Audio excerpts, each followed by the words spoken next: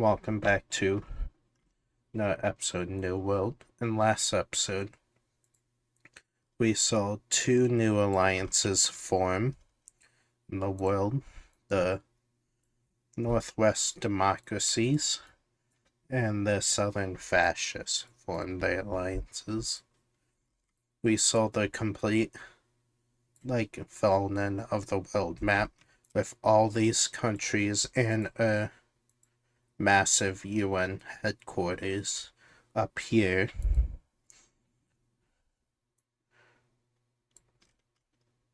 What else do we see? I think that was about it. Yeah, that was. Oh, and we saw the beginning of anarchy, and two countries fall into it. This green one fell to it after an invasion from the central anarchist country. And this is where we're actually going to be picking up.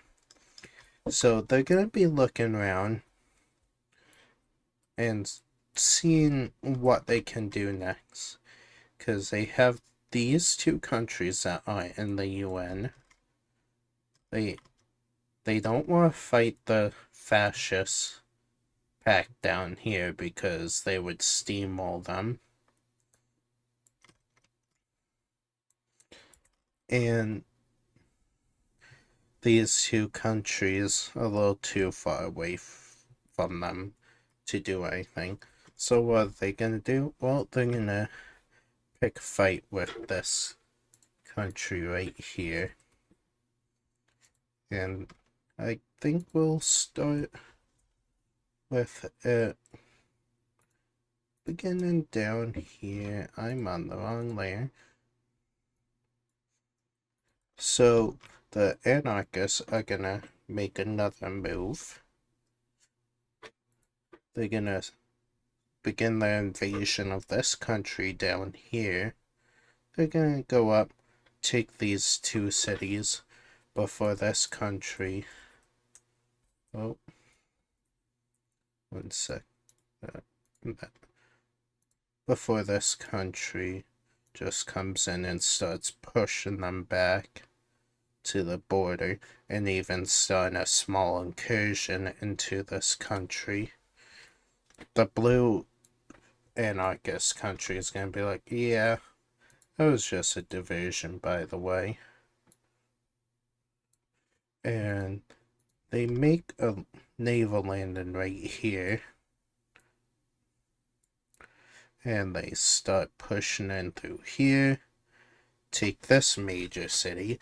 But then that's when another country is going to get involved. This green country up here is going to join the war on the side of this other country to the south of them. So I had the alliance symbol on the long layer, and to just simplify it a little more,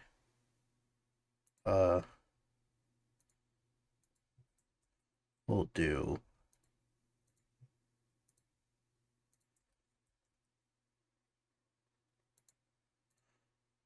these red trapezoids to signify who's invading who. So this is how the war is going so far before this country joins in. And when this country does, this blue team's melee starts getting pushed back. My tolerance is way too high. They push them back to this area of their coast. This country's offensive starts to get slowed down in this area, but not here. Then they're gonna start sending troops down and take this city. Well, this set of troops is gonna continue push forward towards the capital of this country. They're gonna reach outskirts. They're gonna go right here and flank the forces inside their country. and they're gonna surround them at the city right here, and they're gonna just wipe them out. And yeah, that's a major blow to the blue side, but they should have sent forces more towards here because the capital, the green country, just got taken. But remember, they're anarchists, so they don't really have a spot for like their government to fully function. They don't even have a government. So losing these two cities isn't a major blow for them. But what is they use this as staging ground to invade into this peninsula, take this major city, and keep going up. And when this happens, the anarchists are going to send out a cry for help, saying, hey, help us defeat these countries right here, and we'll give you land in these countries. And who's going to respond? Well, it's actually going to be this blue communist country up here. They're not in the UN. They aren't really aligned with the other communists. So they're like seeing this as like, oh, hey, that's some free land for us. So they enter up here and start making a massive offensive, taking this city.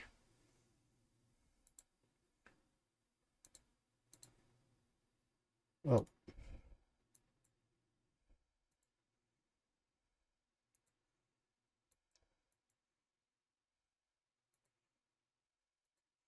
And then they're going to start another one down here.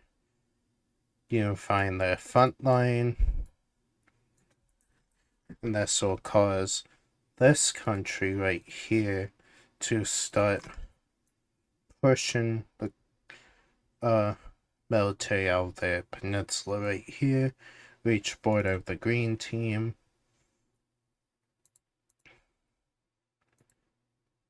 And they'll start slowly knocking the forces out of this area, but they hold firm at this capital for right now, even with them encircling their troops here.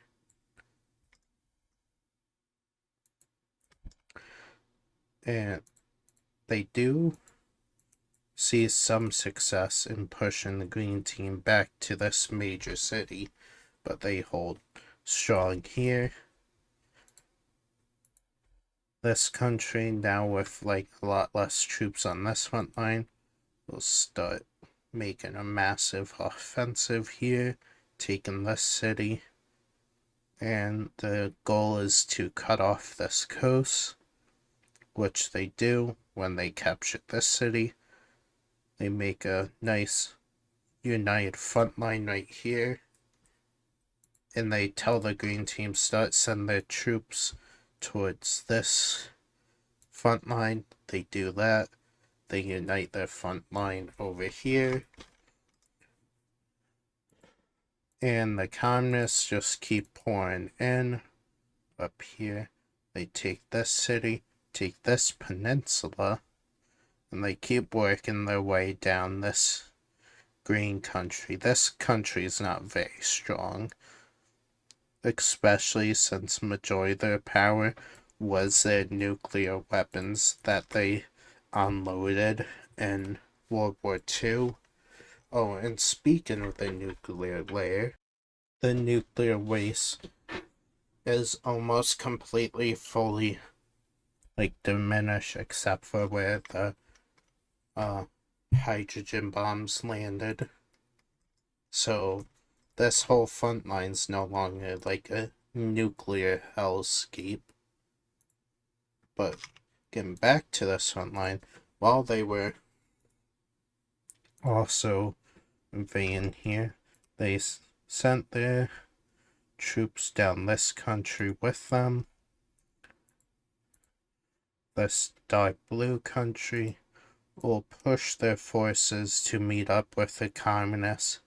They meet up with them, And I think you guys know where this is about to go.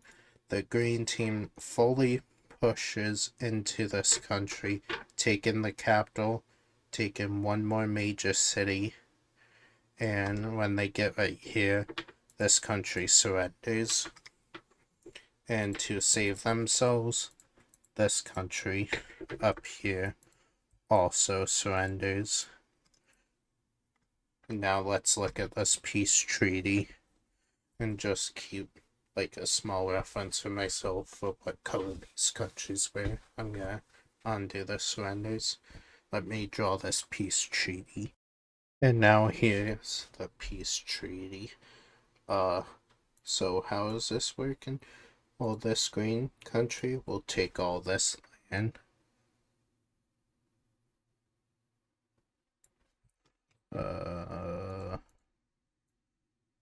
Yeah. Then this central anarchist country will take all this land. Yep. Don't know why keep going. It's not that hard. It's a simple peace tree, my bro. There we go. The rest of this country is able to stay alive. Same thing with this country, and this is bothering me. What the hell happened here? But the communists take the rest of this land. And these two sections are gonna still exist. But like this. One sec. So yeah. I'm gonna adjust this a little bit real quick. Boop, boop, boop, boop, boop, boop, boop, boop, boop, boop, boop, boop. Make it line up better to the state layer. I still haven't updated.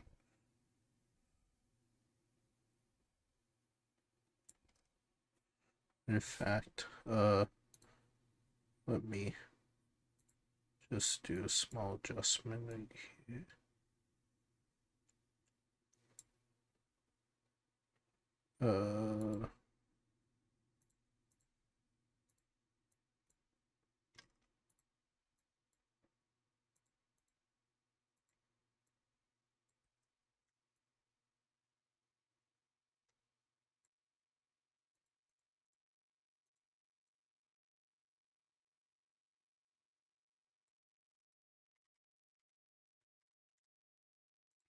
They're actually gonna, this green country is gonna allow the pink country right here to connect here, so they have access to the rest of their lands. And what else has happened in this treaty? Well, this pink country, it's not on the right spot quite yet, but this pink country is gonna be forced to become anarchist as well. Same thing with this green country. And even though they weren't like a victim of this war, this communist country is gonna flip into an anarchist country.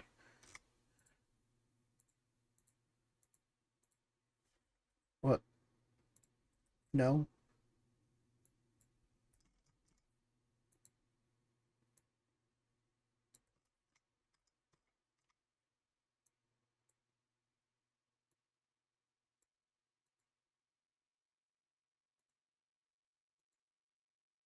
Yeah, I'm gonna change this. Oh, this green country's color a little bit to that type of green, so I can fix this terrible outline it's plaguing. this map because it's been updated so many times already.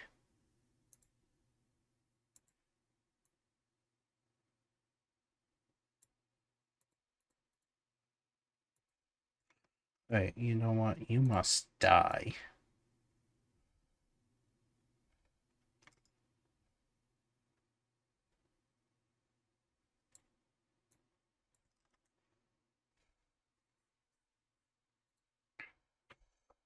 I'm spending way too long dedicating time to this.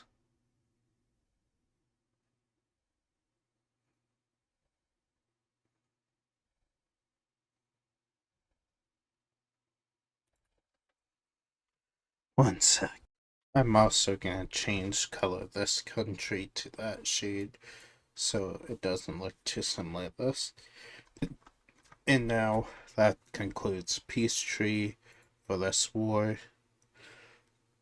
And now the UN's looking at this and is like, okay, this anarchist movement has come very violent very fast. So they're gonna start demanding sanctions on these countries. And forgot to erase the alliances that were in this war that aren't staying around. If there's ever like an alliance symbol without outline, that means it's temporary.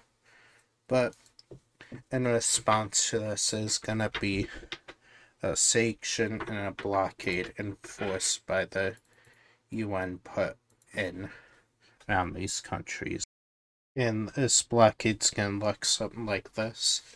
Countries not in this circle is not allowed to trade with these anarchist countries. And how are they gonna respond? They're gonna respond by making the anarchist alliance. Now, without like central, federal, or state governments within these places, this alliance is not gonna be the most stable, but it does exist. And they are committed to defending each other. And this has a very, very unfortunate effect because more countries are gonna start picking sides again, including the fascists. The fascists will add this country to their alliance and this country. All 5 fascist countries in the world are now in an alliance, but not just the fascists on this alliance. This dark gray one joins the fascist pact, and this yellow one down here joins fascist pact. But they're not fascists, you're saying. Well, here's the thing. They both experience elections. This country becomes fascist. This country becomes fascist.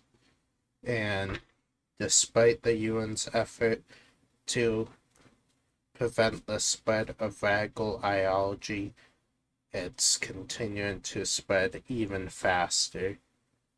And the build-up of World War II is being repeated here to a build-up of a potential World War III. And it's seen especially when the cyan country joins the fascist pact. All fascist countries in the world are in one alliance together. And how will other countries respond? This alliance will get rid of its blockade, so it's able to do something to help out the democracies of the world. Because this gold country is gonna join the alliance. Despite not being a democracy, the Rose Kingdom will join the alliance. the Purple Union will join the alliance. And most surprisingly of all, the Pink Communists will join the Democratic Alliance. And a Pink Communist will come on stage at the Capitol building, and the whole world will hear this. We are communists, but after World War II, we have changed. We are a democratic communist country, but we will not allow the radical form communism, fascism, or anarchy to exist in this world. So that is why we chose to join the side of democracy. And when they say this, it's gonna trigger something. All the communist countries will join the Democratic Alliance. The UN will also send invitations out to any country that is not in the UN, that is not fascist or anarchist, to join them. But it's a little too late, as the ideals of anarchy reach this country.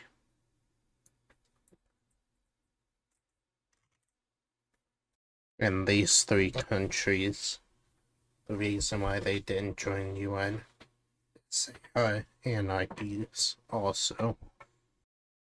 Right, sorry about that, I went to a quick break. So, with these three countries making their governments into anarchist governments, the rest of the countries in this area will become democracies. And why is your star gray? It's not supposed to be. Nobody's suspended from the UN yet.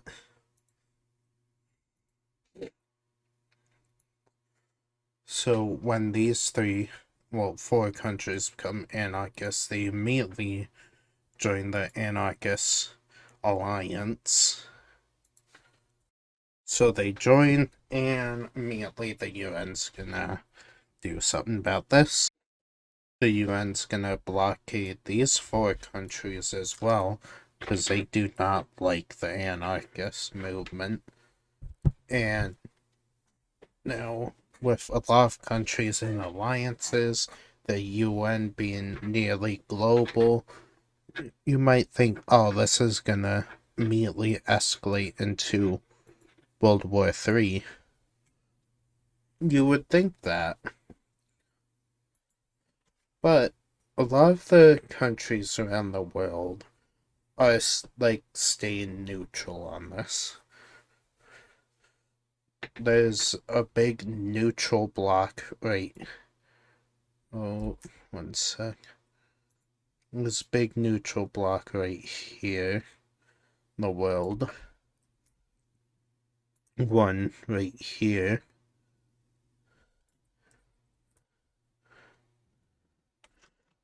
These four outskirt countries are neutral. And these two countries are neutral. So they don't really want to be involved in this world event. So they're gonna do something. All these neutral countries, in response to what's going on, will temporarily... Oh, why is this?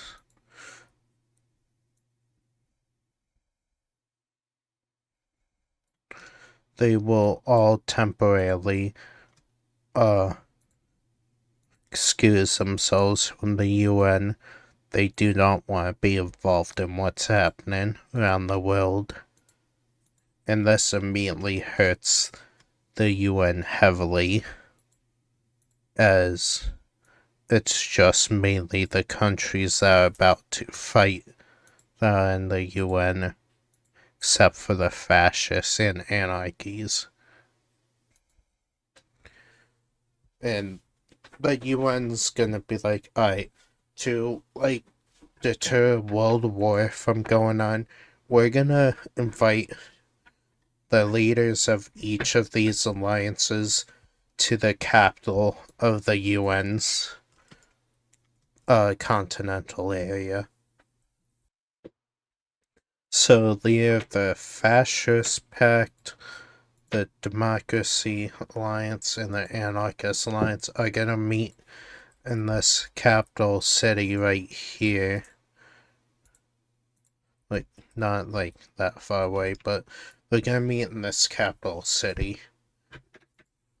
And they're gonna be discussing what's going on and how to avoid a potential world war. They're in a building right here. Like, it looks about like this. They're discussing it. The Democratic representative suggests that we undo the blockade. No, we reduce like our blockade on the anarchists in exchange for them promising peace. The anarchists suggest that they let the UN allow them into the UN. And the fascists are like, we should just invade the anarchists right now and get it over with.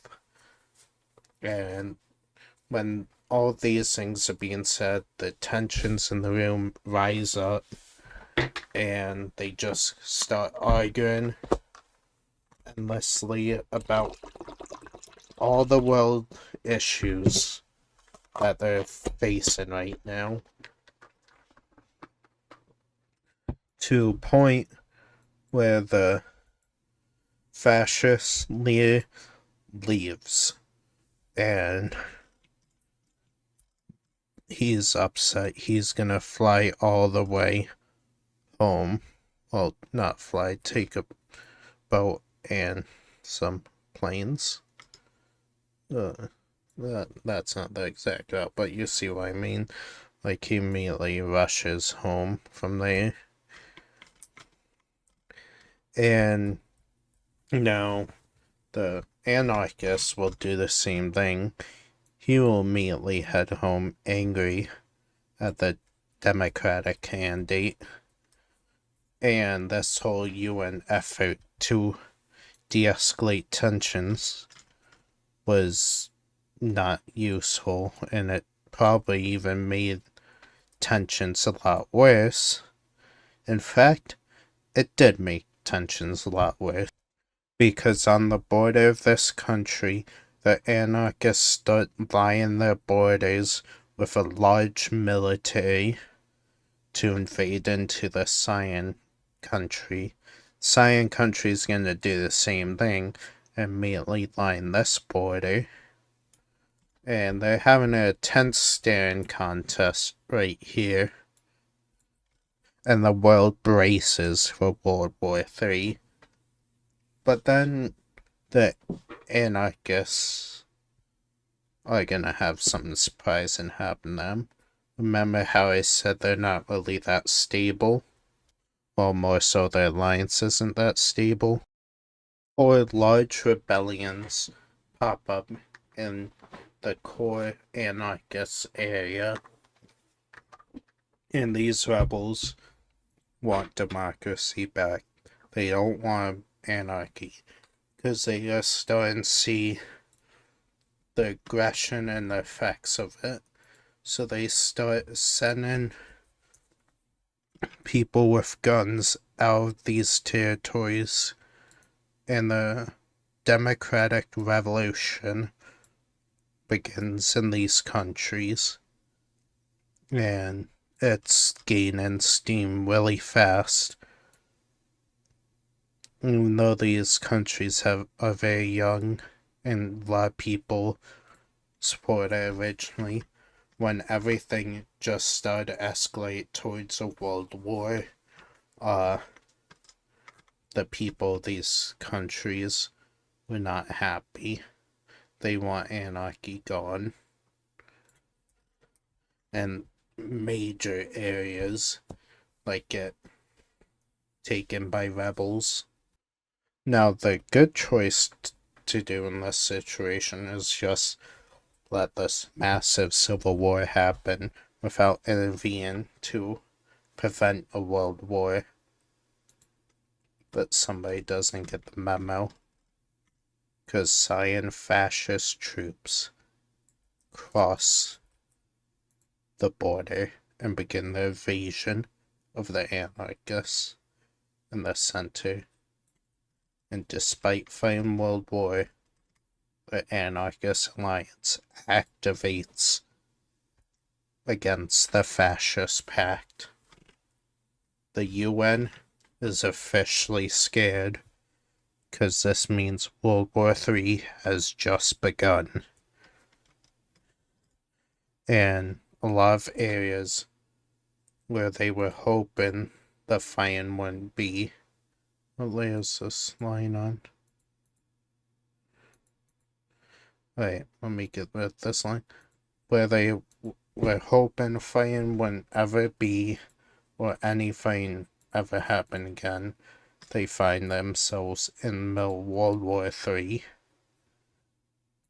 due to the fascists not letting the Civil War play out. The anarchists cross this border and start blitzing through this country. Let me turn off the alliance and government layer. This country is very new and is a remnant of the Western Union. The anarchists take most of this land until somebody else decides to join in this war to help their friend, their former allies. This purple country that walked away from UN enters into this anarchist country and starts pushing towards the capital. This gives the yellow team the ability to push back and liberate the capital. But then a new type of weapon will be deployed on the fascist front. The explosion happens right on this front line. As this explosion happens, a gas comes out, and slowly the people on this front line start dropping dead, as this is a chemical weapon. And the UN is not having this. So, the Democratic Alliance declares war on the Anarchist Alliance. But sadly, it's not just the anarchists using this weapon, as this Cyan team drops their own right here. So, the Democratic Alliance also declares war on the fascists. And now, World War III has officially broken out. And it's not even like 12 years since World War II. And this is the largest war this series will have to this date. See you guys next time.